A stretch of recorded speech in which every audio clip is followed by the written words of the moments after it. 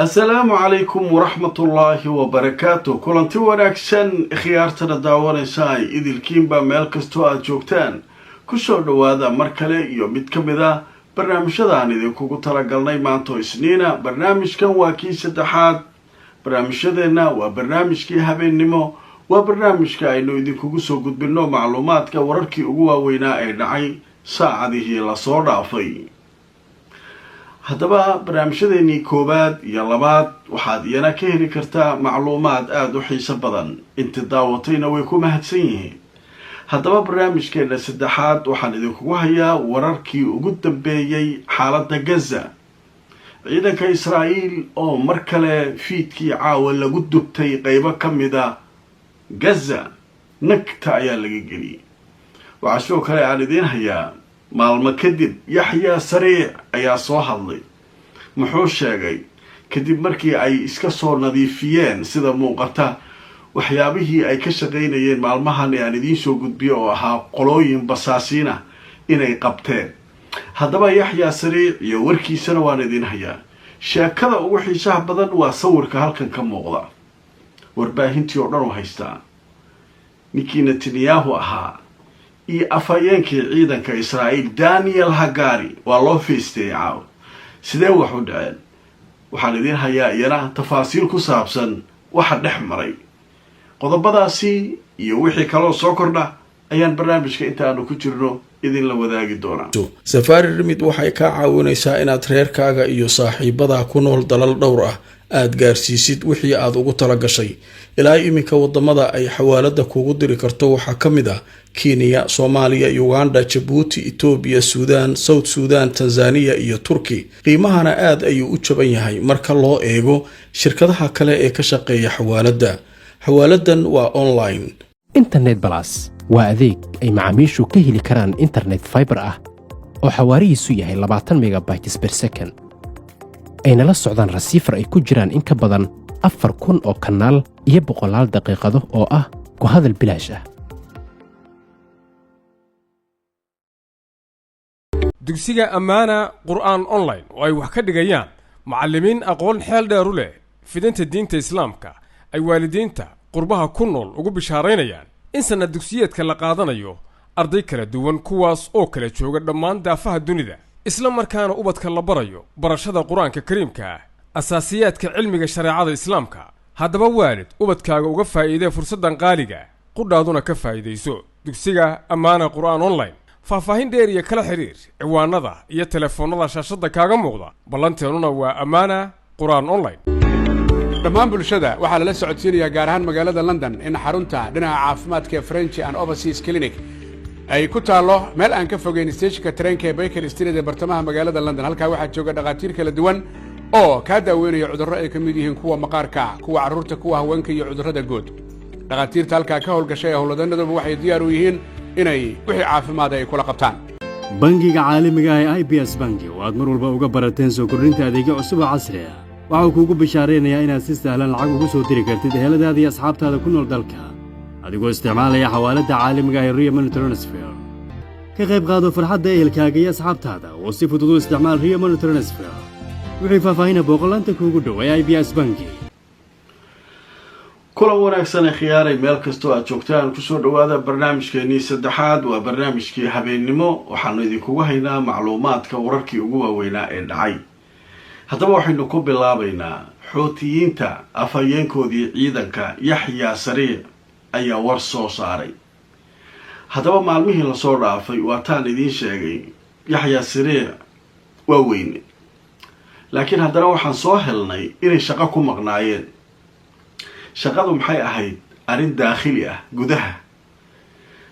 rag waaweyn oo basaasa oo la sheegay inay u taajuusayeen Israa'iil iyo Maraykanka ayaa la qaqabanayay maalmahan. marka xoogaa howlgalladii way dabceen. waxaa ku jiray dadka la qabtay sida aad la socotaan hogaamiyaha Xuutiyiinta Cabdimalik al-Xuuti walaalkii la dhasho isku aabiyihiin Yaxya al-Xuuti la yiraahdaa waa la qabtay. waataan hore idinkaga soo sheekeeyay laakiin dulmar intii aan daawan baa rabaa inay iyaguna la socdaan والله شيء وحليري هو قامي ولا هالكا كل شيء وحفيز كاجي ملاح ذكاها أي رجع عن تون كتير هلا قبتوي هدي لوجه لنا هلا دلدل ولا دلعيا دلدلات واي حتى حبض يمهنوير نكيل لوجه ولا دلدليا هذا هو مركز سيدا موقعته هذا sheekadaas way soo afjarantay sida hadda howlgalladii maadaama ay ku soo laabteen oo shaqadii la bilaabay haddaba yaxya sariic ayaa caawa shir jaraa'id qabtay sidii caadada ahayd wuxuu ka hadlay wixii ay sameeyeen wuxuu yidhi howlgalkan wuxuu ahaa mid kooban waxaanu ka wada shaqaynay annaga iyo muqaawamada ciraaq muddooyinkanba iskaashi ayaa jiray waxaana isticmaalnay diyaarado tiro badan oo daroon ah waxaan weerarnay goobo muhiim ah oo ku yaala magaalada la yiraahdo Ilaad ama Rashrash magaalada Rashrash oo isticmaala asaga Rashrash dawaagi Falastiin ay maamulayso dhulka haysatay inta si yahuud xooga uga qaadanaa dhihi jiray laakiin yahuudi Ilaad iyo waxaanay ula baxeen siday doonto marka ha ahaato meeshii hadafyo muhiim ah ayaanu weerarnay ilaahay baana nagu guuleeyay siday taan u garaacno yiri Rashraashka ama Ilaadka waa magaaladii ay mar hore aan idin sheegay inay dekadihii wixii oo dhan ka xireen magaalo lagu kala tagay waayo dadkii way ka carareen dadka lacagta le iyo dadka xeebaha jecel iyo maadaama badda cas ay saaran tahay halkaas la tagi jiray hadda waa laga guuray magaaladii dekad male waa oodantay waa la kala tegay nimanka xuutiga ahaa ayaa sidaas u galay haddaba marka aan dhageysano yaxya sariic وردا على مجاز العدو الصهيوني بحق أبناء الشعب الفلسطيني في قطاع غزة نفذت القوات المسلحة اليمنية بالاشتراك مع المقاومة الإسلامية العراقية بعون الله تعالى عملية عسكرية مشتركة استهدفت هدفا حيويا في الرشراش جنوبي فلسطين المحتلة بعدد من الطائرات المسيرة وقد حققت العملية أهدافها بنجاح بفضل الله إن القوات المسلحة اليمنية بعون الله تعالى ستواصل تنفيذ عملياتها العسكرية المشتركة مع المقاومة الإسلامية العراقية إسنادا وانتصارا للشعب الفلسطيني حتى وقف العدوان ورفع الحصار عن الشعب الفلسطيني في قطاع غزة والله حسبنا ونعم الوكيل نعم المولى ونعم النصير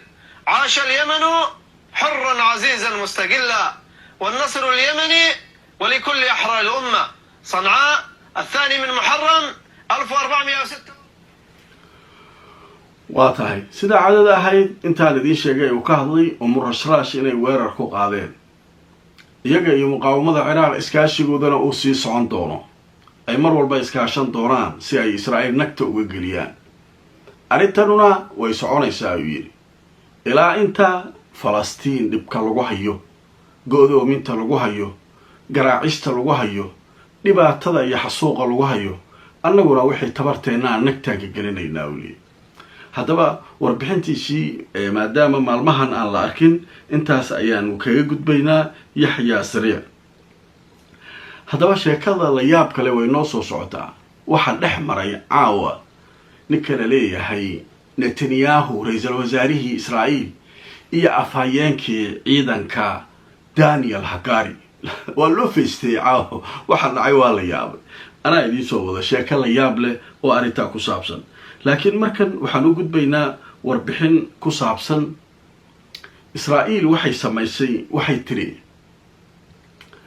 weerara culusaan qaadaynaa dhinaca waqooyiga Gaza maanta gelinkii dambe ayay weerar ku qaadeen Gaza ku soo weerareen deegaanka la yiraahdo Talil Hawa iyo dhulkan ayay soo weerareen sababta marka loo weerarayo warbaahinta cibriga waxay leedahay sababtaasu waxay tahay in cadaadis la saaro Xamaas si ay tanaasulaad intii ay samaysay ka badan u samayso wada hadallada hadda la wado inkastoo wada hadallada laftirkooda dayro badan ay hadda durbaba ka soo baxayso laakiin waxa leeyahay arintaasa ayaa Netanyahu iyo kooxdiisu ay markaa ugu tala galeen laakiin maxaa ka raacay weerar lasoo qaada maa laga faa'iidaa gaza sidii horey loo bartay may israa'iil midda lagu dhigaa la leeyahay saacadihii lasoo dhaafay waa la yaabay. haddaba marka warbixinno ayaa waxaa iska soo daba saaray kooxaha falastiiniyiinta. waxaynu ka hormaraynaa kooxaha falastiiniyiinta warkii ay soo saareen. haddaba marka waxaa la sheegayaa warbaahintu waxay sheegaysaa xamaas magaalada rafax meelo ka mid ah inay ku dileen 10 ka tirsan ciidanka israa'iiliyiinta. haddaba sida laga soo xigtay journaalka la yidhaha Wall Street Journal ee waddanka Mareykanka laga leeyahay, mas-uuliyiin militariga israa'iil ka tirsan ayaa waxa uu sheegay in xamaas ay samaysay kamiin magaalada rafax la leeyahay. waxaana la sheegay in ugu yaraan 10 askari oo israa'iiliyiin ah halkaa lagu dubtay oo markaa lagu baabi'iyey. warkaasu waxaa qoraya warbaahinta Mareykanka. haddana marka waxaan galaynaa Al-Qassam laftirkeeda waray soo saartay. Al-Qassam waxay sheegtay inay burburisay gaari jiib ah oo kuwa militarigu ay leeyihiin xaafadda la yidhaahdo Tel el-Hawa ee ka tirsan Gaza. Kataa'ib Cizzadiin al-Qassam waxay sheegeen inay burburiyeen gaariga jiibka ah oo ay lahaayeen ciidanka Israa'iil. waxaana ay sheegeen inay gaariga la heleen qoriga Al-Yaasiin 105 waxaana lagu gubay wadada warshadaha wadada la yiraahdo ee ka tirsan xaafadda Tel el-Hawa oo markaa ku taala galbeedka magaalada Gaza. dhanka kale Al-Qassam war kale ayay soo saartay caawa. waxay leedahay waxaynu bartilmaamaysanay koox askar ah oo kuwa gumaystaha ah oo lugaynaya wareersan Tel el-Hawa ayaan ku helnay leeyihiin.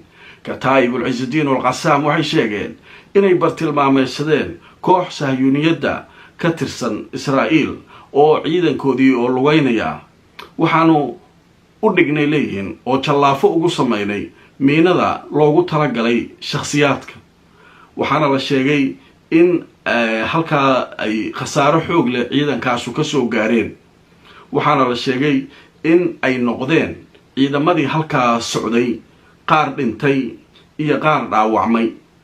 warbaahinta Israa'iil ayaa iyaduna waxay sheegaysaa in arrimo ku saabsan dagaal iyo xaalad amni oo adag ay la kulmeen ciidankooda Gaza ku sugan saacadihii lasoo dhaafay.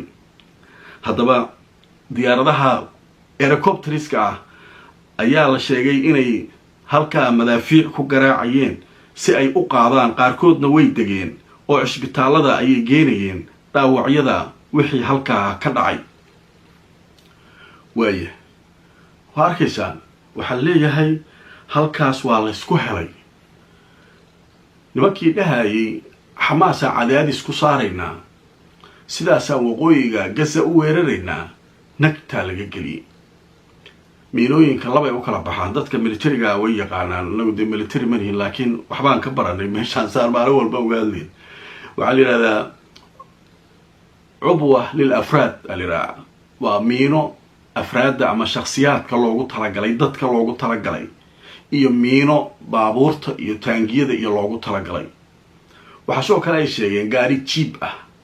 gaarigii jiibka ah la sheegayo ma iska ilaalin karo xataa Al-Yaasiinka sababtoo dhinacyadu ka furan yahay qoryaha ku rakiban si fudud inuu ku socdaa loogu talagalay taangiyada iyo ay ka horeeyaan. laakiin Al-Yaasiinkan taangi ka dhex baxa ma jiib u daaha. jiibkii waa la gubay iyo wixii saarnaa. 10 ayaa tagtay ayuu leeyahay Wall Street Journal oo halkan Al Jazeera ay soo xiganayso. waa rafax halkaas. Tel el-Hawana midda ka dhacday waa la yaabay. marka weeraradaas culus ayaa intaynu kala maqneen dhacay oo warbixinadoodu ay soo baxeen. sheekada ugu yaabka badan ayaan galaynaa. muddooyinkan waxaa la hadalhayay u fiirsada. waxaan rabaa inaan idinka daba keeno mushkiladda labadan nin halkaa noogu sawiran haysata oo ka dhex qaraxsan. muddooyinkan siyaasiyiinta uu hogaaminayo Netanyahu ee dowladda ku jira iyo ciidanka madaxdiisa iskuma fiicnayn. wasiirkiisii gaashaandhigga xataa dhanka ciidanka u bataa la leeyahay. waa tay xaaska Netanyahu maalmo ka hor ay sheegtay oo ay tiri odagayga inay ciidankanu afgambiyaanay rabaan. taasaa kasii caraysiisay militariga. waxay yidhahdeen annagoo dagaal ku jirna oo maalin walba nagtana laku hayo dhagahana laka garaacayo sidee u dhihi kartaa xaaskiisa afgembi iyo waxa kan annaga dunidee joognaa annaga waddan xora oo dimuqraadiya dadkiisa dimuqraadi wax ku doortaanaan nahay sidee sumcadda ciidanka meel uga dhacday leeyahy arrinkaa marka buuq badan u dhaliyay askar fara badanaa carootay way xanaaqeen waxaa kaloo xigay askartii waray soo saareen maalmo ka hor waa idiin sheega maalin ka hor ay ahayd waxay yidhaahdeen xamaas in laga adkaado waxay qaadanay sanooyin akhyaaray haddaad tihiin siyaasiyiinta hadda iskala heshiiya haddii kale dadka meesha ku maqan waa sii dhimanayan intaas maxaabiisi looguma tegaayo nimankaanuna hadda kama adkaan karno ciidankii hawshaa idiin qaabilsanaa soo annaga manihin hawshaa kuma jirno haddana afhayeenkii daniel hagari ayaa idaacadaha ka hadlay isagu weliba wakti u qabtay wuxuu yidhi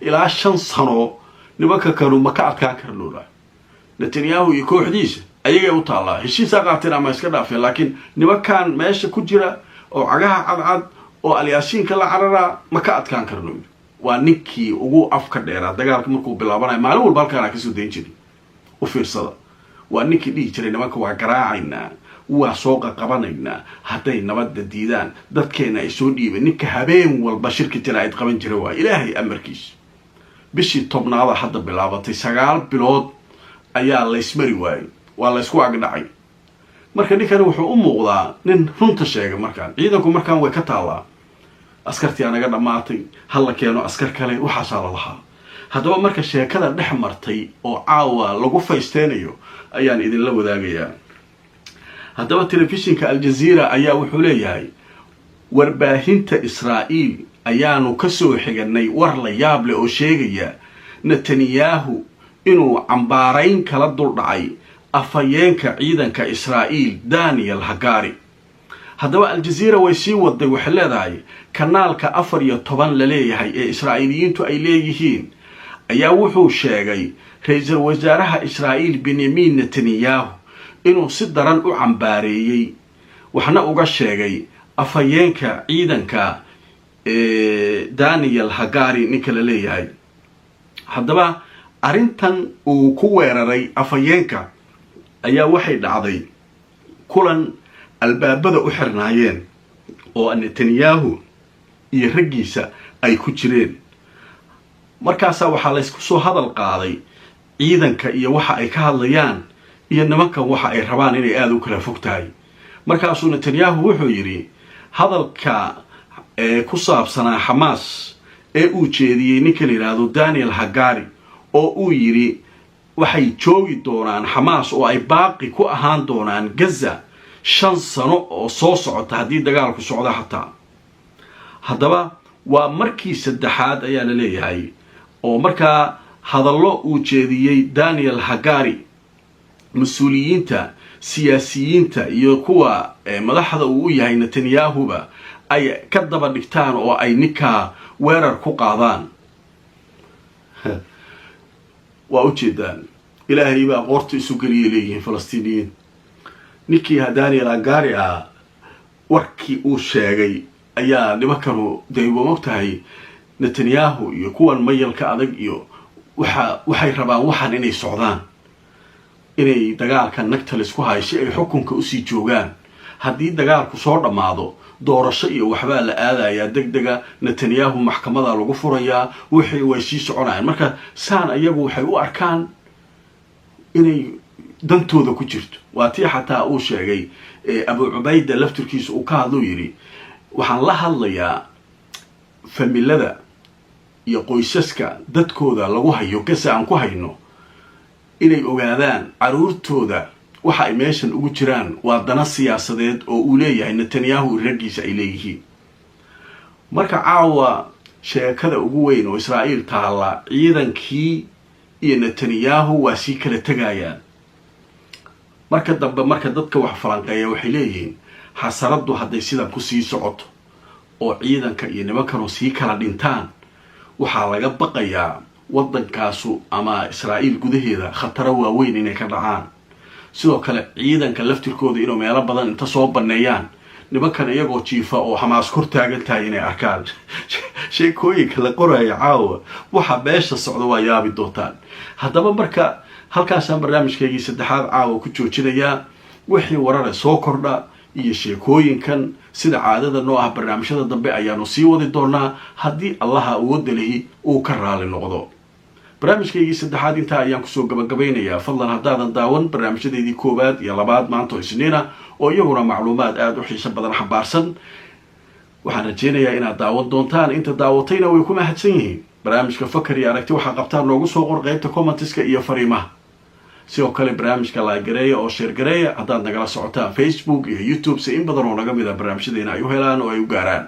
haddaad nagu cusub tahayna subscribe saaro YouTube-ka, facebookana follow garey si aad mar walba noola socoto barnaamijyada aan soo dhignana aad u hesho. ku xidhnow barnaamijyadeena xaqiiqda ku salaysan. inta aan mar kale kulmayno ikhyaaray, sidaas iyo nabadgelyo.